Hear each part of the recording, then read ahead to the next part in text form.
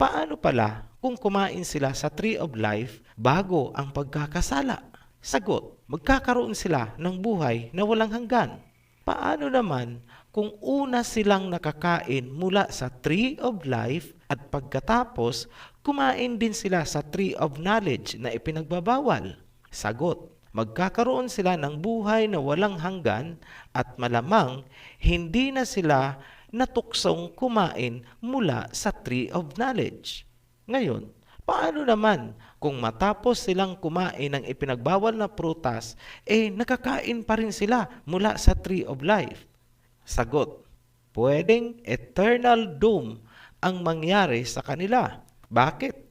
Mabubuhay sila ng walang hanggan, ngunit hindi sa piling ng Ama dahil may pagsuway silang ginawa. At kung wala sila sa piling ng Ama, saan sila pupunta? Sa piling ni Lucifer. Yan ang nakikita naming rason kaya hindi sila pinayagang makakain matapos silang magkasala.